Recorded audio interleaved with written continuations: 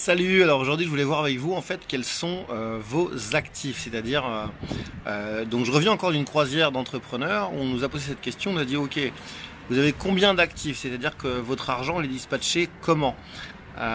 Donc on a pris une petite page blanche, on a écrit, on a fait cet exercice, donc bah voilà, moi j'ai mis c'est pas mal dans les publicités, donc mon budget va beaucoup dans les publicités pour mes formations, il y a aussi du stock pour le e-commerce.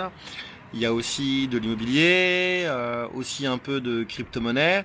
Puis ensuite, il y a les biens qu'on possède, bien évidemment, personnellement, les biens mobiliers, immobiliers, etc., etc. Et en fait, j'ai comparé avec pas mal de gens.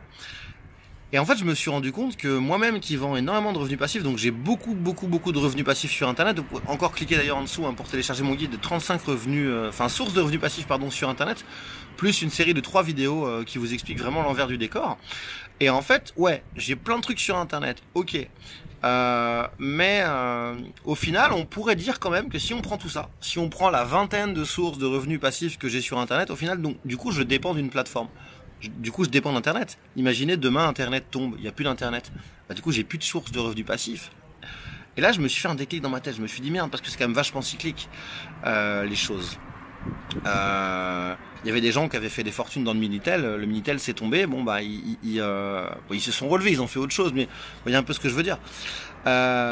Donc, je me suis posé cette question de qu'est-ce qu'on pourrait faire tout simplement pour avoir vraiment des sources de revenus passifs totalement différentes qui ne sont pas dépendants, encore une fois, d'un État ou d'une plateforme, où là pour le coup, ouais, on peut dire une plateforme, pour moi Internet, j'appelle ça une plateforme, c'est un média, un canal de distribution.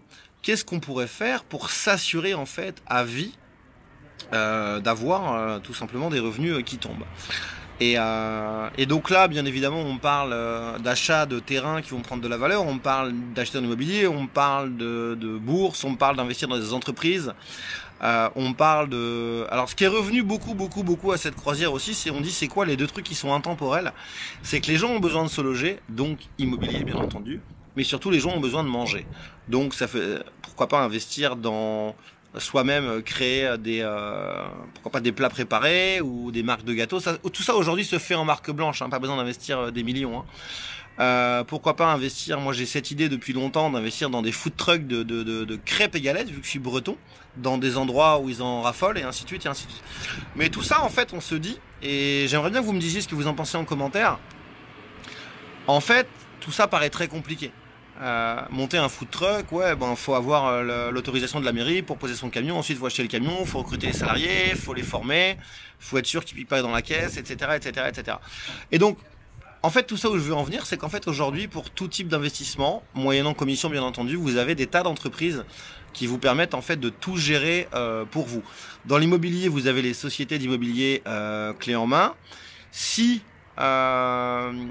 vous n'êtes pas, si vous voulez faire de la pub sur Internet, que ce soit sur Facebook, sur AdWords, etc., mais c'est pas votre domaine, vous êtes prêt à payer un pourcentage ou un fixe à des gens qui vont gérer, même si des fois, moi, je pense que je pourrais faire mieux, mais je préfère avoir 10 projets qui vont être moyens, mais qui génèrent des revenus mensuels, que le projet parfait dans lequel on se met corps et âme, et encore une fois, s'il tombe, on n'a plus rien. Et en fait, c'est pareil pour tout. C'est-à-dire qu'aujourd'hui, on peut trouver plein on va dire, je vais appeler ça moi des mandataires, des prestataires qui peuvent faire les choses pour nous. On pourrait peut-être mieux les faire, mais voilà. Le conseil que j'ai à vous donner, c'est que même si vous avez peu de budget, diversifiez vraiment absolument tout, parce que on sait qu'encore une fois, tout est cyclique, mais qu'il y a des choses dont les gens ne pourront pas se passer. Alors, j'ai tout le temps plein d'idées à la seconde, je sais pas si j'ai été clair, si j'ai pas été assez clair, n'hésitez pas à me le dire en commentaire, mais je pense que j'ai donné le fond de ma pensée, et moi je vous dis à très vite pour une prochaine vidéo.